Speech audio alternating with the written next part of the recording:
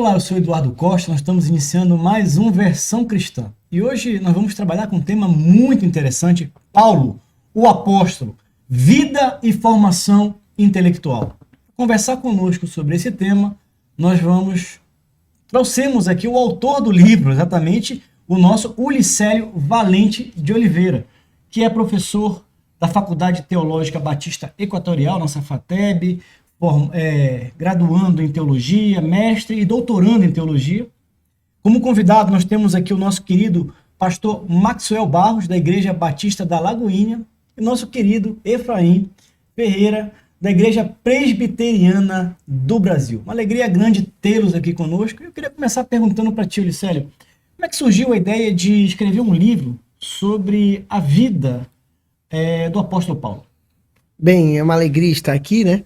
Eu gosto muito da teologia paulina, na verdade eu estudo teologia paulina há 12 anos, né? Então sou muito fã da teologia paulina. Então eu pesquiso o mundo paulino e eu pesquiso tudo que tem sobre ele que tem sido produzido. Então eu percebi que existia muita coisa a respeito da vida educacional dele, mas como se fosse retalhos aqui.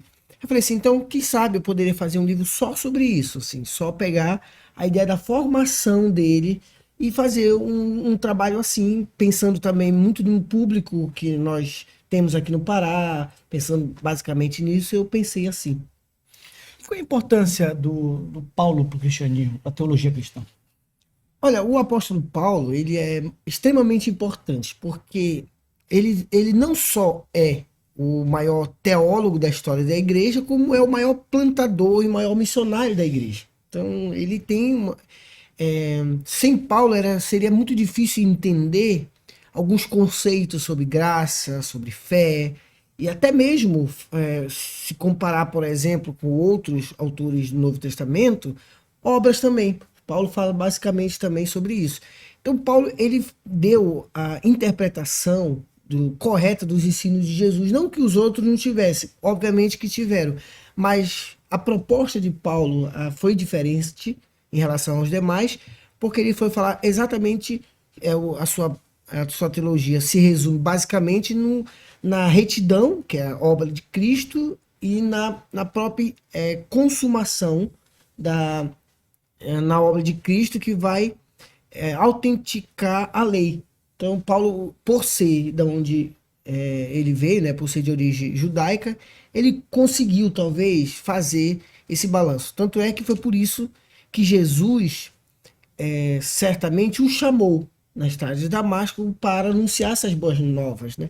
Paulo foi, então, um intérprete correto da lei e de todos os ensinos que Jesus veio dizer, porque Jesus não tem, assim, dentro dos evangelhos, não tem todas as coisas que Jesus falou, certamente. Então, quem foi que fez isso? Os apóstolos.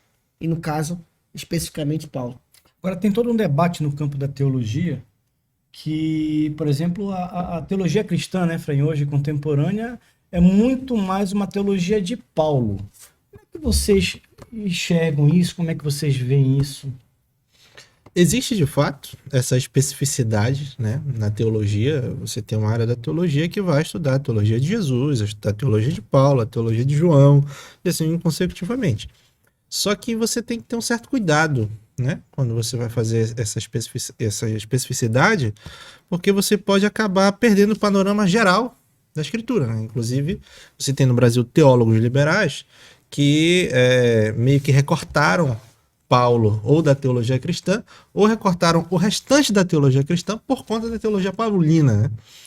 Existe um debate dentro da teologia liberal cristã sobre a chave hermenêutica que é Cristo, né? Aquilo que Cristo disse e que os apóstolos, em certo sentido, podem ter contradito ou não estão nos apóstolos, então aqui a gente fica só com o que Jesus falou. Então a gente tem que ter muito cuidado quando a gente aprofunda, mas é necessário que nós façamos isso, né? Porque nós sabemos, quando a gente estuda, por exemplo, bibliologia, quando a gente estuda a formação do cânon, quando a gente estuda a inspiração plenária verbal das escrituras, que também está ali, né, mesmo que Deus seja o autor da escritura, está a marca do autor, a forma como o autor se expressava, a teologia e o contexto cultural do autor. Então é muito importante que a gente também tenha essa percepção específica sobre a teologia paulina, porque só no Novo Testamento nós temos 13 cartas que são do apóstolo Paulo.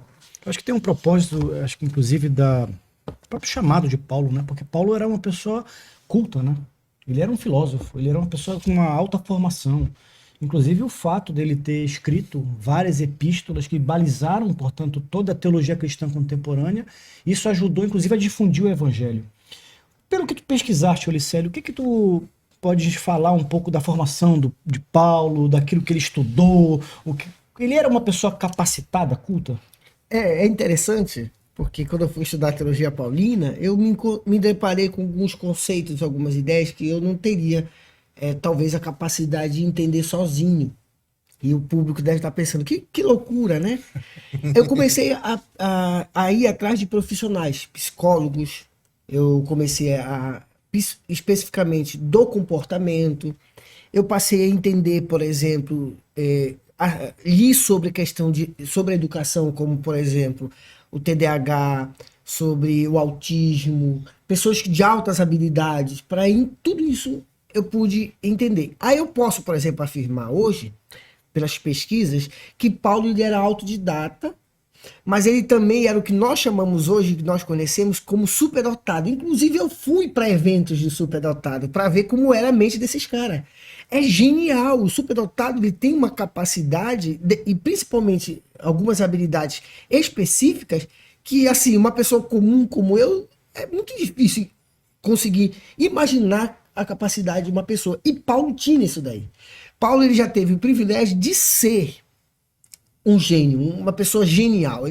A capacidade de compreensão. Mas ele não participou de nenhuma formação assim? Sim, participou. E é isso que é interessante, porque quando você vai estudar a vida dele, você vai demonstrar que ele conseguiu fazer uma coisa que é muito difícil nós fazermos, que ele superava os seus mestres.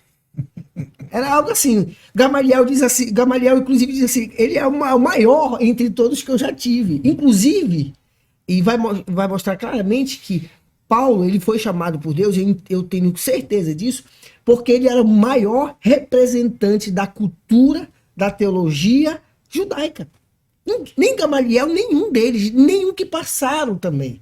Então isso é algo e ele era não somente o maior representante, como ele era muito zeloso, né? Com essa cultura judaica. Como é que tu vê nesse processo de conversão de Paulo exatamente esse ponto? Porque ele começa, na verdade, se transforma talvez do maior zeloso da cultura judaica para depois ter um debate justamente contra Pedro, né? Naquilo que Pedro defendia. Talvez se Pedro tivesse sido vitorioso, o evangelho não teria se tornado, portanto, universal da forma como nós conhecemos hoje. Como é que tu enxergas isso? E eu vou aproveitar também que o pastor Marcos está aqui, para ele reforçar ou até mesmo não, né? Dependendo. Porque assim, o que acontece? Às vezes o pai, e você é pai, eu ainda não sou pai, ele faz um projeto para o filho dele. Eu quero que o meu filho seja tal coisa. E foi exatamente o que a família de Paulo fez. Por quê? Porque Paulo, ele é descendente da tribo de Benjamim, que é a menor tribo de Israel. E quem era a tribo de Benjamim? Saul. E Saul foi um fiasco como rei, na visão da família. Quando a família de Paulo, ele era um judeu da diáspora, ou seja, ele saiu da região da Palestina e foi morar em Tarso, e nasceu em Tarso, a família de Paulo teve então a ideia, o próprio nome Saul é em homenagem a Saul, ao primeiro rei de Israel, o nome dele. Não é à toa, que era justamente homenagear Saul e homenagear de onde ele veio, a tribo de Benjamim. E a família de Paulo fez assim: nós vamos levar ele a ser o maior entre todos e ser o grande o pensador da cultura judaica. Então eles fizeram um projeto. Então desde pequeno Paulo, logo na sua juventude, ele já conhecia a cultura e a língua hebraica, que era a língua que era materna, né, falada dentro de casa. Ele aprendeu a língua comercial, que era o aramaico, e logo na sua adolescência ele foi estudar, isso era muito raro acontecer, nas universidades de Tarso. Tarso, naquela época de Paulo, era o maior centro filosófico do mundo. Não era qualquer coisa, era do mundo. Lá repousavam, ou seja, moravam todos os filósofos maiores daquela época, os epicureus, os estoicos. E Paulo estudou dentro dessas universidades. Ele estudou lá estoicismo, ele formou-se dentro da cultura estoica. E ele aprendeu um método que a gente poderia chamar aqui de oratória e tudo mais, mas lá era muito diferente, é o método diatríbico. Sabe, o método diatríbico era assim, Paulo era preparado para nunca perder um debate. Não tinha ninguém que tinha capacidade de vencer Paulo em Ele debate. era um sofista, esse ponto. Não. O que é o método diatríbico? É um método filosófico de debate. Ele é tão, por exemplo, e ele usa na Bíblia isso. Quando Paulo, por exemplo, usa quem nos separará do amor de Deus? Ele está usando o método diatríbico, ou seja, ninguém. O Paulo está dizendo, me dá um argumento, quem é que vai nos separar do amor de Deus? Ninguém. Então, Paulo, ele quando se formou em Tarso, ele se formou dentro da filosofia estoica, dentro da cultura estoica, ele foi se destacando a ponto de discutir depois com os filósofos, tanto os estoicos como os epicureus, porque ele conhecia exatamente isso. Aí o que acontece? Quando você pega, por exemplo, hoje, medicina, direito, que é a grande sacada que o povo tem, a maior profissão da época, a mais nobre, era fazer tendas. Aí a família de Paulo falou, qual é a maior profissão que existe? A tenda. Vamos botar ele para aprender a fazer tendas. E ele aprendeu a fazer tendas. Inclusive se sustentou muito tempo no seu ministério fazendo tendas. E isso não é uma coisa comum. Isso era uma coisa assim, poucas pessoas tinham capacidade de estudar isso daí. Não é? Eu teria dificuldade de estudar, era um por exemplo. ofício altamente especializado naquele momento. E era o mais nobre profissão. Tanto é que certamente é um dos motivos pelo qual a família dele recebeu a herança romana, né? Ele recebeu, porque pelo serviço prestado ao Império Romano. Aí o que acontece? Outra coisa que Paulo fala muito nos seus textos sobre a armadura de Deus, tudo que tinha a ver com a questão civil, Paulo aprendeu. Pegar em armas, a usar todos os equipamentos, a conhecer tudo que lei. Eu poderia dizer que Paulo seria hoje um bacharel em teologia, por exemplo. Ele conhecia tudo que envolvia a lei. Tanto é, todas as vezes que eu até ele se defendia. Peraí, eu sou cidadão romano, eu quero ser julgado em Roma. Então ele conhecia a lei. Então, aí o que acontece? Tarso ficou pequeno. A família de Paulo falou assim, vamos mandar ele para onde? Para Jerusalém. A família de Paulo tinha recursos. Aí mandaram ele para Jerusalém, para a maior escola e a melhor escola que existia, que era a escola de Gamaliel, que é neto de Hilel, que existia duas grandes escolas em Jerusalém, a escola de Hilel e a escola de Shammai. E a escola de Hilel prevaleceu e cresceu, chegando a Gamaliel, que era considerado na época o maior teólogo e o grande arquiteto da teologia judaica. E Paulo foi estudar com Gamaliel, já na sua adolescência. Só que ele se destacou a ponto de Gamaliel dizer assim, esse menino é fora de série. E se tornou o maior teólogo, o maior representante da cultura judaica. Aí onde que está a grande questão? É que ele entendeu que não existia ninguém, e Paulo tinha uma coisa aqui que é interessante, que ele não era convertido a Cristo, ele ainda não tinha tido contato com Cristo, então ele tinha, obviamente, cresceu dentro desse ambiente de formação, um certo ar de superior. Ele achava o seguinte, ninguém é maior do que eu aqui. E ele era legalista, né, em relação às práticas da religião judaica. Inclusive, combateu o cristianismo no início, né? É aí que tá. Ele entendeu que essa era a missão dele. Ele entendeu que é o seguinte, nem Gamaliel, ninguém tinha essa capacidade de acabar com o que ele chamava de o caminho, ou seja, para ele o cristianismo era pagão, era uma seita. E Paulo, então, ele começou a dizer o seguinte, ele era tão inteligente que Paulo também conhecia a geografia, né? Ele conhecia todas as cidades, tudo que envolvia a cidadania, o aspecto geográfico que conhecia, ele já tinha rodado aquelas cidades. Por isso, quando ele falou em missões, ele já sabia por onde andar. Ele era genial, né? Aí quando ele falou assim, peraí, se o cristianismo chegar em Damasco, ele não pode parar mais. Porque Damasco era a cidade mais comercial da época. Ele falou assim, não pode chegar em Damasco. Eu vou lá e vou tirar esse pessoal de lá.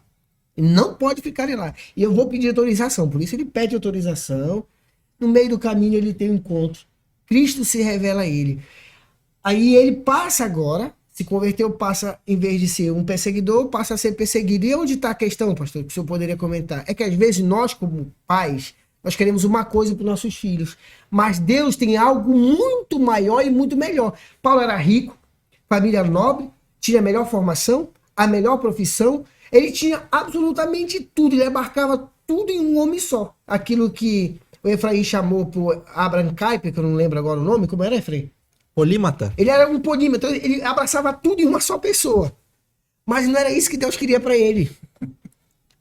Deus queria algo muito maior. Ele se tornou o maior teólogo, o maior implantador de igreja e o maior missionário da história do cristianismo, pastor. É algo que, assim, eu tô aqui pegando uma aula, tô babando para vocês. Da casa do meu pai, eu sou o menor aqui, mas vou te dizer uma coisa, eu fico olhando assim para Paulo, como Deus, ele utiliza exatamente a capacidade que ele deu mesmo para Paulo, para a gente, e aquilo passa a ser uma ferramenta, um instrumento na mão do Senhor. Quando a gente olha para Efésios, como você falou assim, das armas, né?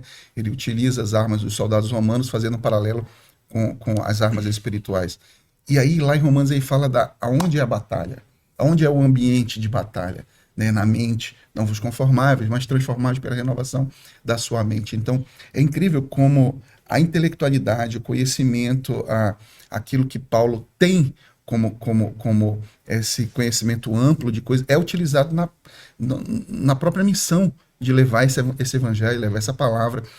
Então, eu acho assim, extraordinário como o Senhor pega a intelectualidade de alguém e o projeto, como você falou, pessoal de uma família e muda completamente, coloca, né, submisso ao seu senhorio. É isso. É extraordinário. Essa leitura teológica da vida de Paulo, trazendo para o dia a dia nosso, é bem isso. Como é bom a gente perceber que a nossa luta, ela não é pessoal contra ninguém.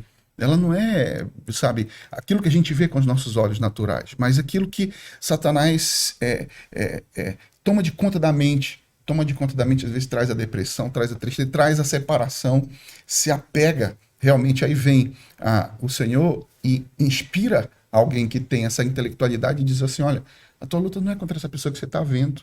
E você pode... As armas que você vai usar, exatamente, não são armas físicas, mas são armas espirituais. Capacete, o escudo, né? E fazendo paralelo. Então, é extraordinário. Eu olho e eu acho que essa parte que ele coloca, assim, as ferramentas, né? As armas, quando você pega na sandália, eu olho para a sandália, é um instrumento de tração, né? O evangelho não volta, o evangelho não recua, ele avança, né? O próprio escudo contra os dardos inflamados de Satanás. Satanás vai atacar, e ele ataca na mente, por isso que tem um capacete, e assim vai, né? Então, eu acho tão interessante como Deus pega a capacidade intelectual de alguém e inspira a pessoa a escrever, e isso, de fato, é uma realidade, porque como você estava comentando ainda há pouco, né?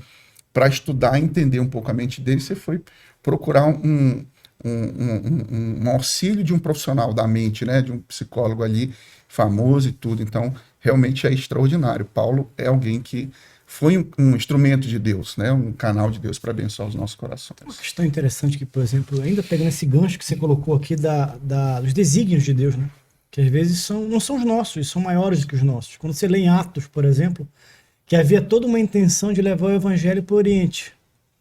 E através de um sonho ou uma revelação diz, não, é para a Europa que vocês vão levar o evangelho. E quando a gente fala da história de Paulo, a gente fala do cristianismo com Jesus e os 12, a gente vê o quão improvável era daquele movimento se tornar o que se tornou hoje, 2000 anos e poucos depois. Então, ou seja, o que era a Galileia ali? Você estava falando, primeiro que você tinha um império romano, europeu, que era a maior potência do mundo.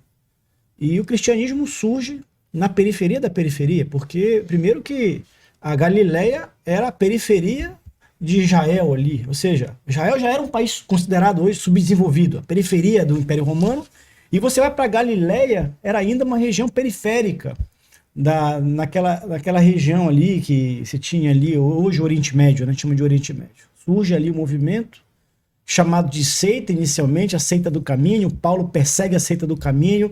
Paulo se converte a essa seita do caminho.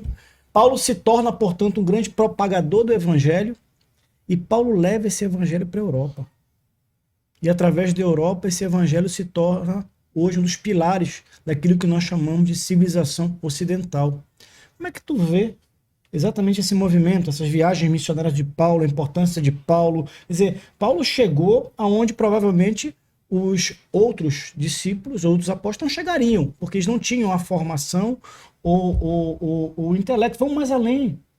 Olhando aqui para o Ulicélio, que é de uma tradição reformada, presbiteriano, quando você vê, por exemplo, ali quando Lutero, e a gente está exatamente comemorando 505 anos da Reforma Protestante, quando Lutero vai ler Paulo, Lutero tem um impacto muito grande sobre a sua fé e aquilo que professava.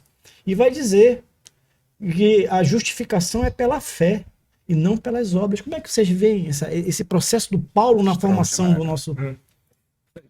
Bem, Paulo, de fato, como o professor Célio falou, ele vai aí no estandarte, né? Ele é quem vai abrindo todos os caminhos, inclusive culturais, para que o cristianismo chegue no Ocidente, né?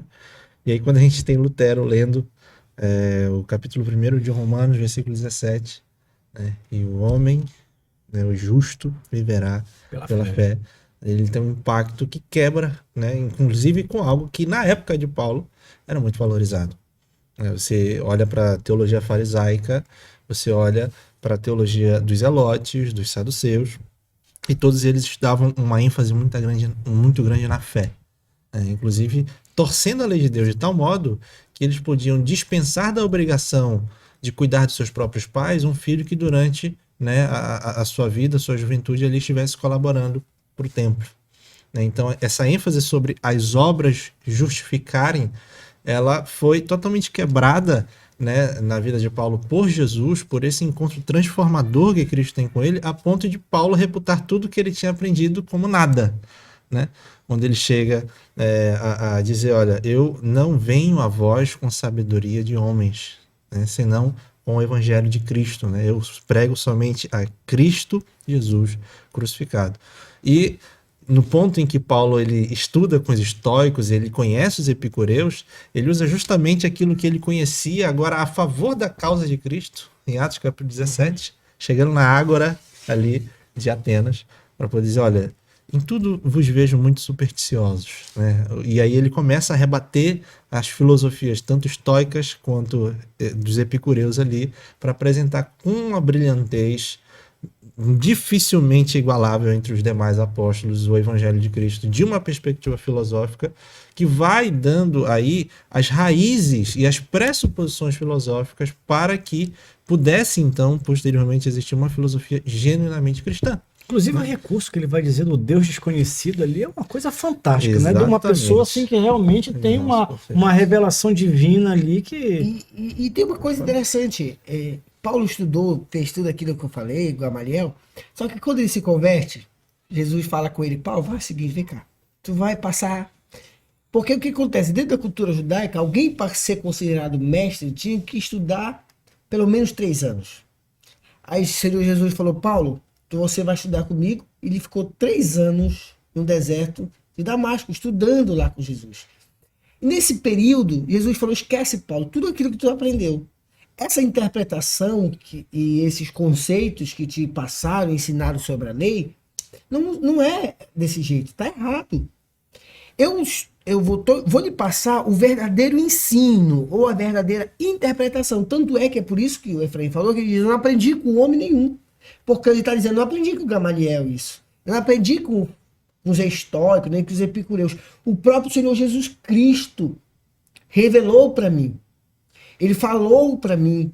E é por isso que eu tenho essa missão de ser um apóstolo dos gentios. De eu levar o evangelho para ele e de acabar com aquela questão de exclusivismo ou a falsa interpretação que os judeus tinham a respeito até deles mesmos. Porque eles se achavam, e até certo ponto é interessante pensar isso, melhores que os gentios. Nós somos o povo de Deus. Paulo vai desmistificar e dizer assim, não. Tanto é que eu vim para pegar para os gentios. E nós... E a não coloca aí com Pedro sobre isso. Né? E nós temos aqui, por exemplo, o evangelho hoje no Brasil, em qualquer lugar do mundo, é fruto do trabalho de Paulo. Nós somos gentios. Paulo lá atrás, nós apenas continuamos aquilo que ele lá atrás pregou, aquilo que ele lá atrás fez. E é muito interessante pensar, Paulo, ele não só aprendeu nessas áreas. Intelectualmente, Paulo já estava formado. Ele já tinha estudado com Jesus, mas tinha uma coisa que Paulo ainda não havia aprendido. E isso é interessante. O novo convertido, ele é afoito, vocês já viram? Ele quer fazer tudo, e aquele negócio, só que ele, poxa, ele tem, Paulo também foi assim. E é muito interessante, e é aí que eu pude me deleitar na psicologia, que eu tinha que ver Paulo também como um ser humano, senão não ia conseguir entender um ser humano frágil, um ser humano que queria casar, por isso que ele diz, como seria bom que cada um tivesse as suas mulheres aqui. Homem, não casou, assim, pelo menos durante o seu ministério, mas ele era um homem com as mesmas paixões, os mesmos desejos. Por que eu estou dizendo isso? Porque quando ele passa 3 anos ali em Damasco, ele chega em Jerusalém, aí ele vê Pedro, Tiago, João, líder, ele pensou o seguinte, eu já passei 3 anos lá, o Senhor me ensinou, agora eu vou chegar a ser líder. Ele chegou a Tiago, Pedro e João, senta aí que eu vou ensinar vocês. Quem? Acabou de... Não, Paulo se achava que era ele que ia ser o líder. Aí o Senhor falou, não, Paulo, você sabe muita coisa, mas tem coisas sobre o ministério que você precisa aprender. Ele chegou em Jerusalém, queria falar as coisas, a igreja não aceitou. E ele retrucou com o Senhor, lá em Atos. Ele falou, não, Senhor, eu acho que tem alguma coisa errada aqui. Senhor, eu não estou entendendo. O Senhor me chamou e agora a igreja está me rejeitando. Aí o Senhor falou, Paulo, vai-te embora daí. Paulo era teimoso. Paulo era muito teimoso. Paulo era assim, ele não esperava. Tu dizia assim, vamos fazer... ele falava, o pastor falava para ele, mais ou menos assim, tem uma coisa para fazer amanhã? Paulo fazia hoje. Se era uma coisa, vamos construir um templo pequeno. Paulo construía um grande. Ele sempre tinha essa questão. Aí ele falou, Senhor, eu não vou daqui. Falou pro Deus, não vou. A igreja se reuniu, mandou ele embora. Ficou 13 anos, de 10 a 13 anos esquecido em Tarso. Porque o Barnabé foi lá, pegou ele. Paulo, tu vai andar comigo. Pois é, você vê hoje na história passar 10 anos no ostracismo, né? Sim. Quantos de nós aceitaríamos isso? Ele ficou 10 anos. Porque Barnabé pegou ele e falou, Paulo, tu vai aprender comigo. Então, olha, Barnabé ensinou ele a pregar. Barnabé ensinou ele a plantar igreja, a cuidar de pessoas, a aconselhar. Tudo. Ele aprendeu com o Barnabé. A questão ministerial. A questão de fazer isso. E tanto é que a primeira viagem missionária, tudo foi pensada por Barnabé. Barnabé é o líder, até eles se separaram ali. Então Paulo passou um tempo aprendendo com Barnabé. Paulo era um adjutor, né? Ele era. Professor, deixa eu aproveitar. Como é que você enxerga, então... porque Barnabé pegou Paulo e foi ensinar, ou seja, ele foi caminhar. Isso. Né, trouxe para perto e para que ensinar mesmo, discipular.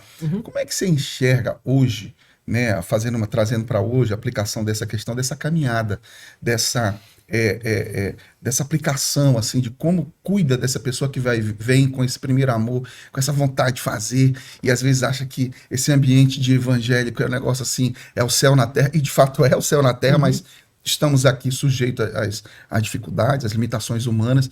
E como que você enxerga, né, essa questão do discipulado, a importância disso, a partir desse exemplo que você acabou de dar? O grande problema é que dentro do conceito de discipulado de Paulo existe um equívoco hoje. O que é discipulado para a maioria hoje? Ensinar a Bíblia, ensinar a teologia. Discipulado para Paulo era isso, e era importante, mas o discipulado para Paulo era a vida na vida. Era uma espécie de... É por isso que ele diz, o próprio Paulo, seja meus imitadores como eu sou de Cristo. O que Paulo está dizendo? O que eu faço, tu faz. Por onde eu andar, tu vai. Porque ele aprendeu com Cristo, ele aprendeu com o Barnabé, e discipulado é vida na vida. É andar igual, é se comportar, é obedecer, é ser até um certo ponto que a pessoa esteja pronta e diz assim, vamos cortar o cordão. Agora tu vai fazer isso com outras pessoas. Foi isso que ele fez com Timóteo, foi isso que ele fez com Tito. Paulo orientava. Como foi que foi escrito a 1ª e 2ª Timóteo e as cartas pastorais? Porque eles estavam com dúvida, eles eram jovens, tinham um mentor que era Paulo. Paulo, é o seguinte, eu estou com um problema assim na igreja, eu estou com uma situação assim, eu sou novo, isso. Paulo dizendo, é assim que você tem que andar, é assim que você tem que fazer. Como você deve tratar as viúvas, os órfãos, os mais velhos, as mais velhas, os moços e as moças. Tudo isso Paulo orientava. Então, assim, e isso é o grande problema, porque as pessoas não querem ser discipuladas, porque elas não querem obedecer, elas não querem ser guiadas, elas não querem ser orientadas, e elas acham que simplesmente é uma questão teológica, uma questão de... Isso é interessante, Alicélio, que você está colocando, porque assim, você deu um exemplo aqui Paulo foi discipulado. Sim. por Jesus, depois por Barnabé, ele conviveu, ele amadureceu, ele aprendeu, depois ele se tornou um discipulador. Isso. E nós, com muita frequência, a gente vê pessoas que vêm para Cristo, aceitam Jesus como Senhor e Salvador e já querem começar a fazer alguma coisa, já têm o ímpeto de começar alguma coisa, mas não se permitem ser moldadas, preparadas, discipuladas. Como é que você vê o exemplo de Paulo para os nossos dias atuais na igreja contemporânea? Aquilo, por exemplo, com Paulo essa pessoa não ia se criar. A gente usa essa expressão. Na primeira vez que alguém fizesse isso com Paulo, ele cortava. Olha só, na primeira viagem missionária, quem era o líder? Barnabé. Quem era que estava na viagem missionária? Barnabé, Paulo e tinha uma pessoa junto, João Marcos. No meio do caminho, João Marcos, a história vai mostrar que por ele ser obeso, e aqui eu estou falando nesse sentido, não é pejorativo, é apenas uma questão física mesmo, de mostrar, ele era muito... E ele tinha dificuldade para andar. Então, quando ele soube que eles iam para a região da Galácia, ele falou, eu não vou não, vou para o meio do caminho. Paulo falou assim, tu não vai? Não tem... Paulo não insistia não. Não vai, não vai. Tudo bem, deixa aqui. Aí, na próxima vez, João Marcos falou, agora eu vou. Paulo falou, comigo tu não vai. Não. A Barnabé bateu o pé. Não, ele vai. Aí Paulo falou. E Paulo era assim, ele era extremamente positivo, ele era extremamente teimoso, mas ele era extremamente, sincero, no sentido assim. Ele era meio que. Franco, né? Franco com as pessoas. Não, comigo não vai. Ele era parente do Barnabé. Barnabé queria cuidar dele. Paulo não tinha tanta paciência nesse sentido. Aí falou, então leva, eu vou pegar Silas comigo.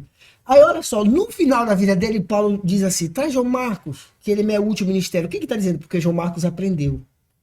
João Marcos percebeu que... Mas será que foi João Marcos que aprendeu ou Paulo que amadureceu também? As duas coisas. Paulo amadurece porque Paulo também é novo, né, assim, em relação ao ministério. Então a pessoa vai aprendendo mesmo com o tempo. Mas ao mesmo tempo, Barnabé aprendeu que aquela maneira que Paulo se comportou com ele, e aí faz parte do discipulado. Olha só que interessante. Usando a lógica. Eu sou Paulo e você é Timóteo. Se você sabe que eu sou Paulo, eu quero só o teu bem. Tudo que eu falo para ti é porque eu te amo, eu quero cuidar de você, eu quero que você seja próspero em todas as áreas da tua vida. Então tudo que eu falo é pro teu bem. Só que João Marcos não entendeu isso. Ele achava que era talvez uma implicância e aquela coisa toda. E Paulo talvez... ele não soube lidar com isso, João Marcos, e ele continuou insistindo. Ele poderia, em algum momento, talvez o texto não fala, ter reconhecido isso. Paulo, poxa, eu errei, aquela coisa toda. Então, tem a ver isso com o discipulado. De o discípulo, aquela pessoa que está sendo discipulada, entender que tudo aquilo que o seu discipulador está passando e repassando e ensinando é para o bem dele. E vai chegar um momento que é não e é não mesmo. E é isso Deixa eu pegar e aproveitar a presença do pastor Maxwell. Hoje pastorei a Igreja Batista da Lagoinha, aqui no estado do Pará, uma igreja que cresce significativamente. A tua experiência pastoral, é comum você encontrar pessoas que estão chegando na igreja e apresentam uma certa rebeldia em relação ao discipulado ou ao pastoreio. Agora pronto. Não, é uma coisa mais rara que tem. Todo mundo é obediente, todo mundo Ô, Senhor, é a misericórdia de Deus, né? Quando a gente vê, principalmente alguém que talvez está sendo reconciliado, né? A gente chama de reconciliar alguém que saiu um dia, já teve uma experiência, saiu e voltou de novo. Essa pessoa, muitas das vezes, ela vem muito mais ferida do que alguém que nunca teve essa experiência. Mas os dois casos, é preciso uma caminhada, né? Esse afinco de querer fazer, servir, isso é maravilhoso, porque aquilo que é aquela comida que você experimenta e você quer falar para todo mundo, é muito legal esse filme que eu vi, é muito legal esse restaurante, é muito legal aquela coisa ali, enfim. Então, você quer fazer, tem um afinco, tem a vontade de fazer, né? No geral é isso, mas existe uma caminhada, existe realmente um processo, e esse cuidado, esse zelo, se você vê, isso se reproduz. Isso foi exemplificado por Jesus, pelos apóstolos, Pedro, né? Todo mundo fala assim, eu sou Pedro, justificando a sua brabeza, né? Mas não fala também quando Pedro foi transformado, Né? Então, Pedro não foi o tempo todo duro, ele foi transformado. Paulo não foi o tempo todo de uma maneira, e também, né, quanto mais você se relaciona com o Senhor, mais parecido com ele você vai ficar. Então, eu acho que o grande desafio de um líder é não se mover pela necessidade, porque quando você vê alguém chegando na igreja com aquela vontade de fazer, e você, de alguma maneira, você aproveitar, tipo, há uma necessidade aqui na igreja, uma lacuna, e vem alguém querendo fazer, então automaticamente você pode querer unir o útil ao agradável, mas esse não é o nosso papel, porque o nosso papel não é fazer uma denominação grande, não é fazer um grande, sabe, algo extraordinário, uma instituição grande. Nosso papel é agradar o coração do Pai. E a gente agrada o coração do Pai cuidando dos seus filhos.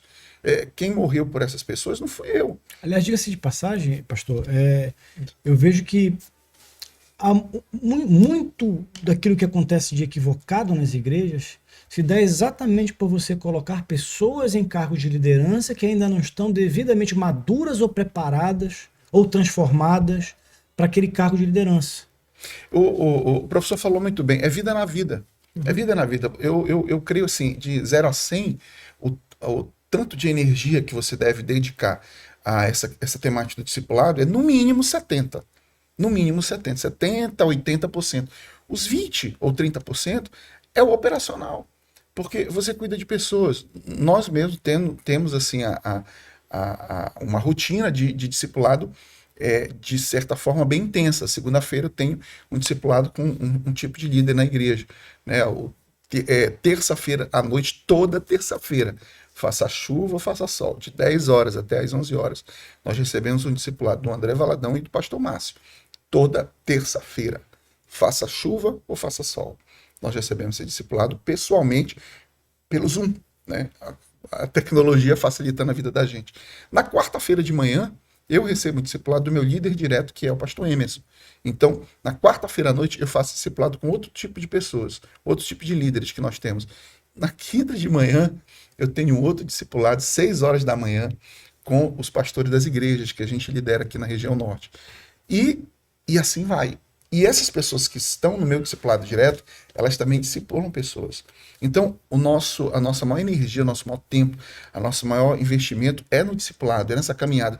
A gente, eu creio fielmente, assim, piamente, que o Senhor não se impressiona com o tamanho, com o crescimento, até porque quem dá o crescimento é o Senhor. Mas nem tudo que é grande quer dizer que está agradando a Deus. Existe uma metodologia que a gente pode imprimir e fazer acontecer e crescer, e de alguma maneira a gente achar, uau, que legal. Não importa, o final das coisas é que importa. O início delas é menos importante que o final, a palavra fala. Então, quando chegar no final, o Senhor disse assim, cara, não te mandei fazer isso. Não era isso. Aí é terrível, porque você gastou Uma energia, o teu tempo, a tua intelectualidade, recurso, em algo que o Senhor não mandou você fazer. Isso é terrível. Eu sempre falo assim, você fazer algo que o Senhor não mandou você fazer, é como você tivesse... Tecnologia hoje se vê muito nos carros de Fórmula 1, né, de todos os sentidos. Então você imagina você botar uma equipe extraordinária, um engenheiro extraordinário, algo assim, os computadores, todos os sensores para ler todo o movimento do carro, e aí imprime o motorzão lá com aquele combustível, aquele pneuzão, vai andar aí a 300 por hora, sabe, tá funcionando, tá correndo muito bem, todo mundo, que legal, tá funcionando, tá correndo, vamos aumentar a velocidade 350 e vai, tal. Beleza. É um sucesso fazer aquele sistema funcionar, mas é muito importante. É a diferença entre o sucesso e o não sucesso, entre a vitória e a derrota, a direção para onde ele está correndo. Se o carro de Fórmula 1 está correndo pro sentido contrário, por mais tecnologia que ele tenha, faz sentido algum. Ele está se distanciando do alvo. Então, eu acho que quando você não busca em Deus entender que as pessoas que chegam, elas não são suas ovelhas. Você não é dono das pessoas. Você está ali para servir as pessoas. Né? A linguagem do reino de Deus é serviço. Um homem como o apóstolo Paulo, que você está falando, a tua própria vida. Né? Quando você vê alguém que se dedicou, foi buscar, investiu para ser alguém que é uma referência sobre o apóstolo Paulo, você se dedicou para servir, porque tudo isso se resume em instrumento para servir o reino de Deus. Exatamente. Se traduz em eu não tenho a intelectualidade, o conhecimento que você tem, mas o teu serviço serve uma parte do reino que eu não consigo servir. E talvez alguma coisa que há em mim, eu sirvo, talvez que não seja Isso. a tua pegada. Então é interessante como Deus faz. E eu acho que tão importante quanto você fazer é saber por que você faz. E esse porquê quem responde não é você mesmo. E nem o seu líder. Entende? Quem responde é o Senhor. Então, eu vejo isso. Não podemos nos aproveitar desse primeiro amor, dessa chama, dessa energia que as pessoas chegam. Você precisa cuidar e dá trabalho cuidar. A verdade é essa. Dá trabalho cuidar. Mas olha, eu acho que a vida nossa, a Bíblia fala que a natureza proclama a glória de Deus. Quando você olha uma criança, não dá trabalho cuidar dela. Você dá comida, você se alimenta, você faz, tem que vestir ela, você até o momento que ela vai crescendo, ela vai desenvolvendo, aí ela já vai para outras áreas, né, de influência. Daqui a pouco ela está te dando orgulho. Você não pode ter um carro de cara, ela tem que ter uma maturidade para depois ter ali, né, a documentação, o carro, enfim, as responsabilidades que ela vai assumir. Assim é a vida cristã. É o bebê, ele vai receber. Agora, eu só queria aproveitar essa audiência e também falar assim, é muito importante que por mais que a pessoa esteja entrando na igreja e tudo, e é muito legal, a igreja tem que discipular, mas o discipulado, se a pessoa não perceber, ela vai ficar dependente emocional e espiritual. O caminho não é o discipulador. O caminho não é a igreja em si, instituição. O caminho é o Senhor. Então, eu creio que um discipulado saudável é um discipulado que apresenta Cristo como caminho, que apresenta a palavra de Deus como fundamento para a Bíblia, para a vida das pessoas, sabe? Um discipulado que te faz depender de, eu vou casar, eu posso casar?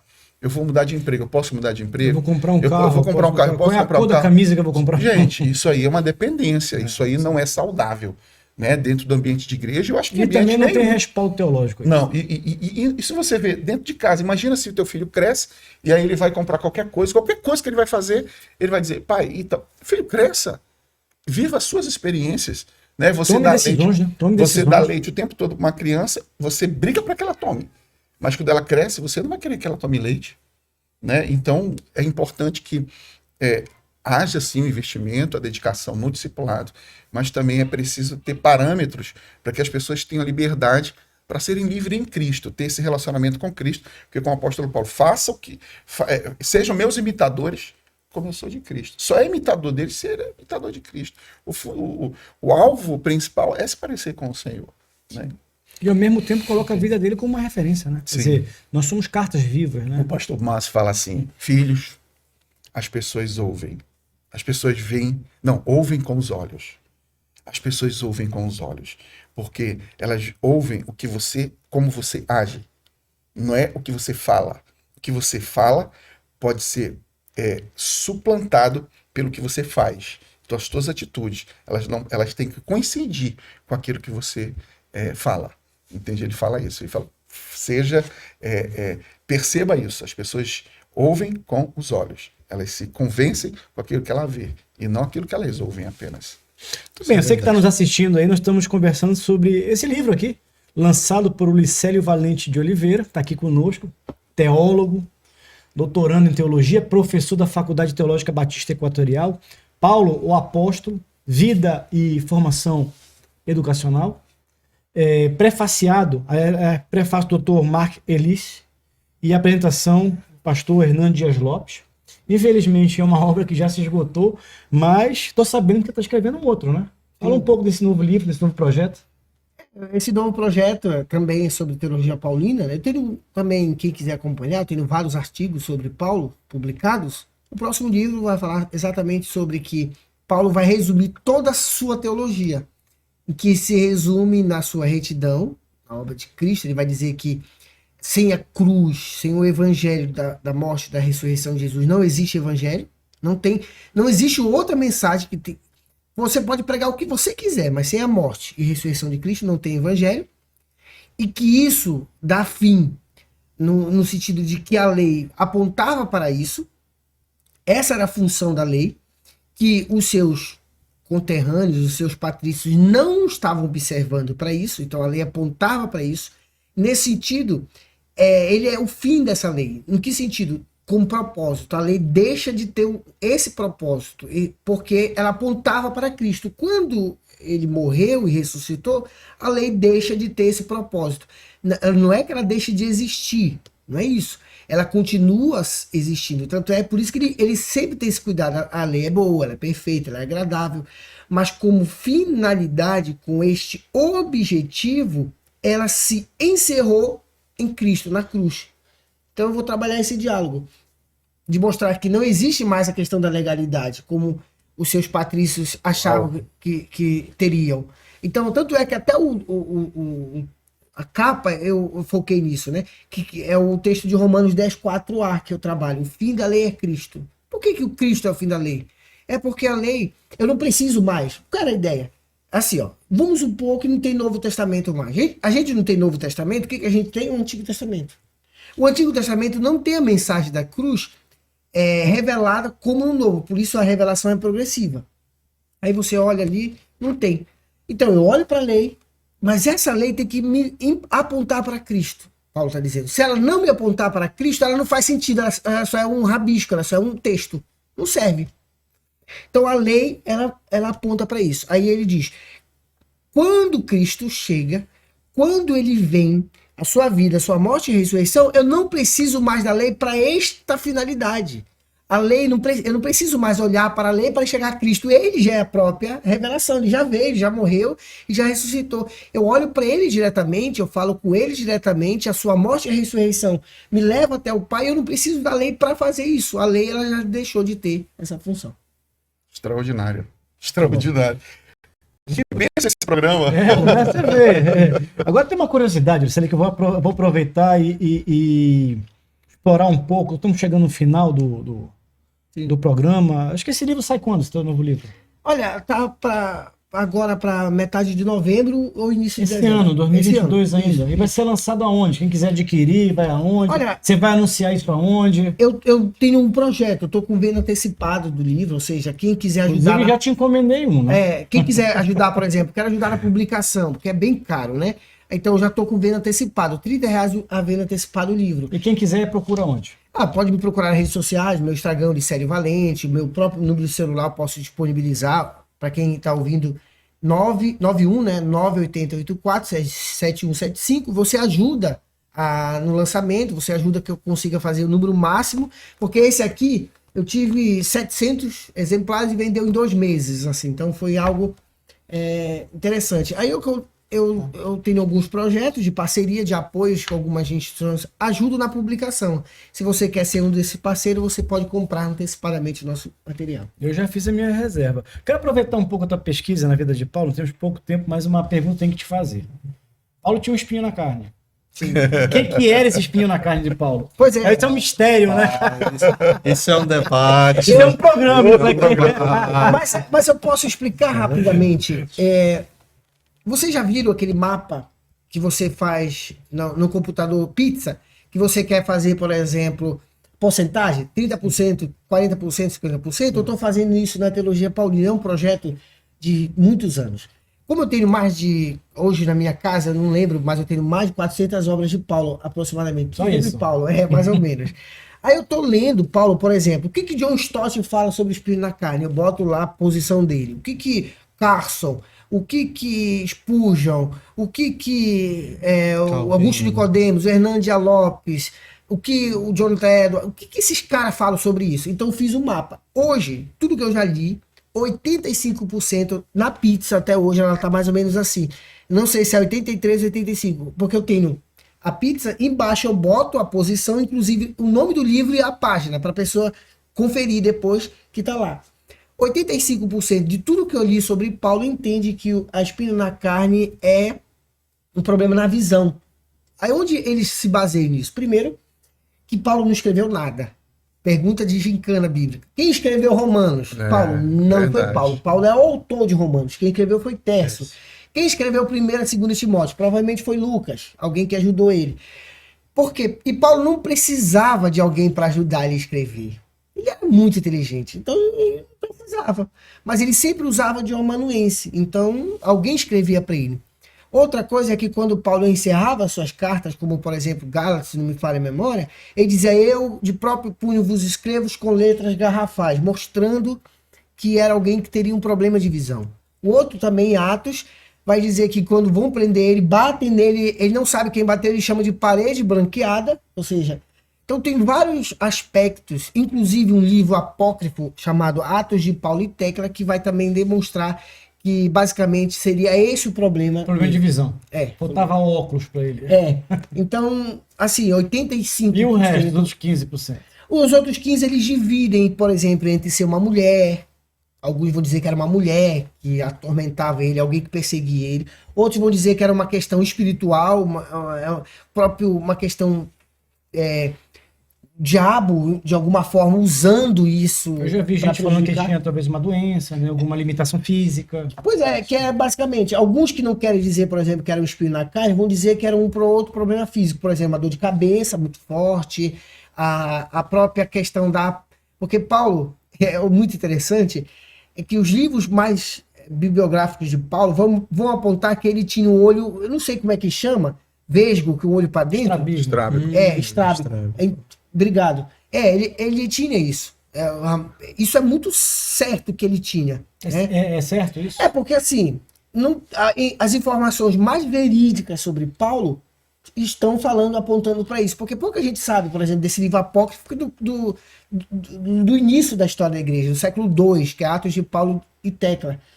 E vai mostrar que ele, por exemplo, era um homem baixinho, ele não era um homem que tinha estatura. Então, vão partir muito para a questão física, mas a grande maioria ainda aponta que era o problema na visão, que ele provavelmente adquiriu na sua primeira viagem missionária, que não chegou na Galácia. Que isso é comprovado, inclusive é interessante. A ciência, que a gente fala muito sobre ciência, comprovou que quando você tem uma dor de cabeça absurda, que realmente é muito forte, ela ataca teus problemas na visão. É incrível. Mostra isso, já tem estudo comprovado que o problema de dor de cabeça, enxaqueca, afeta a sua visão. Muito bem, nós estamos chegando ao final do nosso programa. Eu fiquei aqui com um gostinho de quero mais aqui. Eu estou com umas 4, 5, 6 perguntas para fazer para o professor Ulicélio. Sim. Professor da nossa FATEB, da nossa Faculdade Teológica Batista Equatorial. Inclusive, vou fazer uma pergunta para ti, rapidinho, Ulicélio. Pai Bola, se alguém quiser aprofundar estudo em teologia, tem alguma especialização na FATEB que você recomende? Alguma... Nós estamos abertos, né, com o nosso curso lá de pós-graduação, vestibular. Agora, assim, existe no Brasil várias instituições muito boas, presbiteriana, tem vários cursos muito bons. A Faculdade Batista do Paraná, onde eu fiz mestrado, tem muito curso bom online, inclusive. Então, graças a Deus, a teologia ela cresceu muito no Brasil. Isso é maravilhoso, assim. E precisamos ainda mais e mais de teólogos que se debrucem na parte acadêmica e possam contribuir, né, nessa área. Então, nós estamos com bacharel e nossa especialização em teologia lá no seminário. Nós temos cursos livres que nós podemos, inclusive, atender as igrejas que querem.